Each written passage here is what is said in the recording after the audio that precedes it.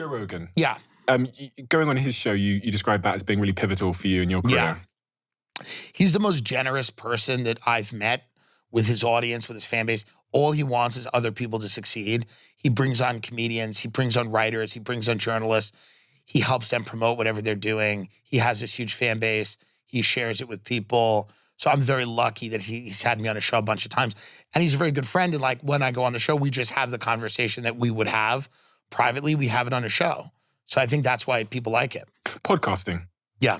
It's, it's taken on a life of its own. What do you think of podcasting? I mean, it's been on a bit of a journey. Yeah. Obviously, there was this big, I think podcasting was like the OGs of podcasting, like Rogan started out. And then Adam Carolla, Joe Rogan. Yeah. And then Keith and the Girl, a show in New York City, Mark Maron. Those guys were in the very, very early. Before it was cool, before anyone was really like, before the money was there. That's and right. then the celebrities show up. It was like a bit of an experiment for a couple of years. It seems Spotify have kind of rolled back from that experiment. Yes, because they have nothing to say.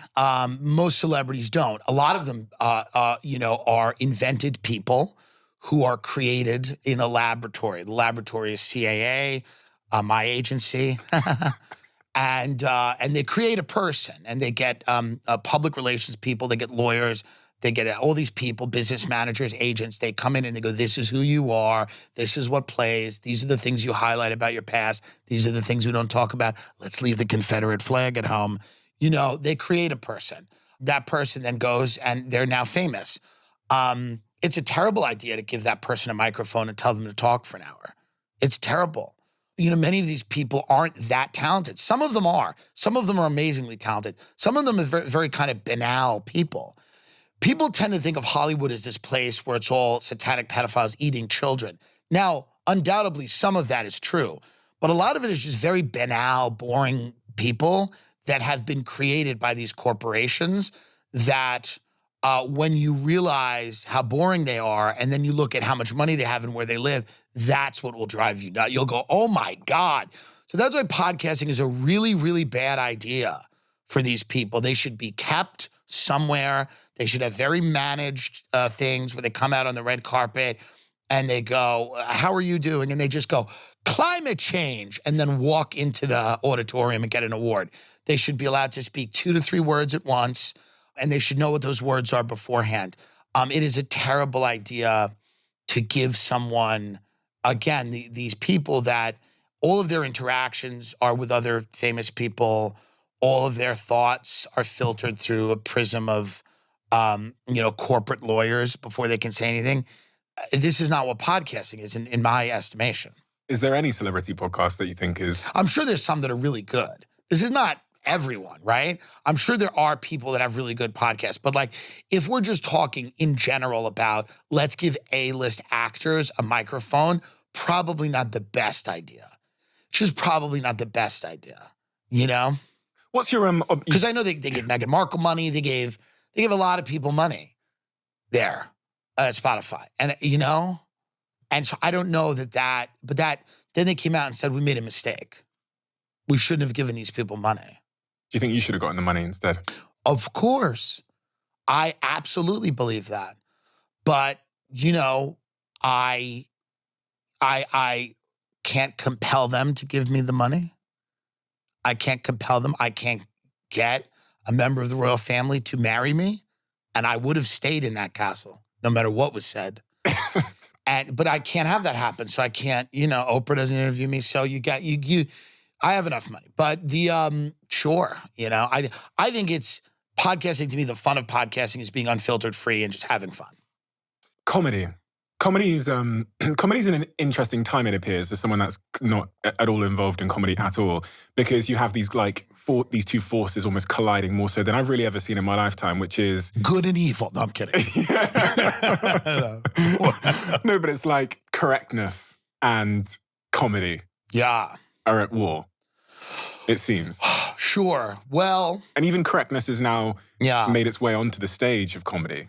Yeah. I think that there is always going to be taboo subjects.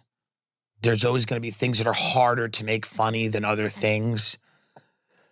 There's always going to be a line. As George Carlin said, your job is to find out where the line is, cross it, You got to get good at stuff to make people laugh at stuff. I like making people laugh at stuff that is inherently maybe a little darker because of the way I grew up. But I got to make sure those jokes are funny enough so that people will laugh at them. And then there's some people that will never laugh at them. There's some people that don't understand comedy. They take it very literally. They don't like it. They like to be bothered by it. They get angry about it. They're unhappy about it.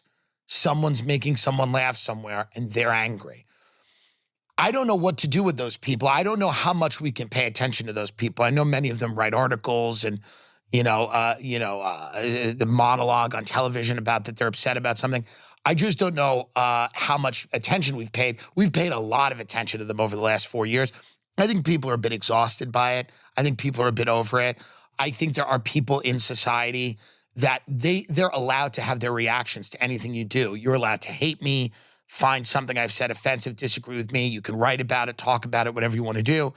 It's really kind of not my business, and there's only so much attention that I can pay to it. I think that's kind of the way comedians have to look at this stuff. They go like, "Hey, man, we're making jokes, we're having fun.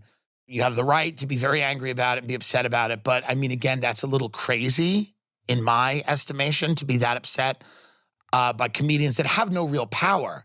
The thing about comedians, we don't have, but now people say, well, you have cultural power, soft power, whatever. That's sure.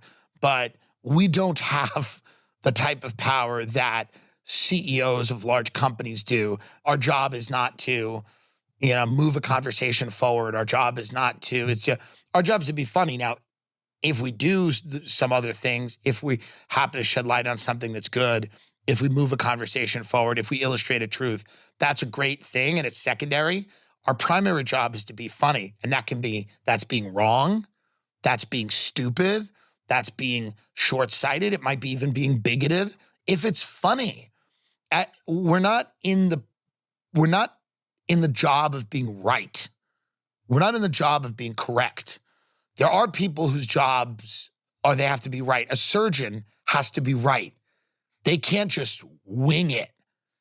We are in the job of being funny. So if you confuse those things, which a lot of people out there do, that's where you get this tension, But again, I'm a clown. I perform at comedy clubs and theaters. I do a podcast. If I say something you don't like, it's really, really an infinitesimal chance that anything I say is really going to have the gravity and weight that these people think it does. You want to be looking at other people that have more power. Direct that energy somewhere else. You say direct that energy somewhere else, but I watched that video of you getting very irate because Rogan, he gets canceled and you don't. And you say some pretty amazing... Yes, to try to get canceled, yes. Yeah. You seem uncancelable in many respects. Well, no. I'm not uncancelable. I'm a goofball. I wear crazy glasses. I'm a comedian. I say things that probably are intelligent. And sometimes people will look at me and go, that's a good take. A lot of the things I say are completely absurd.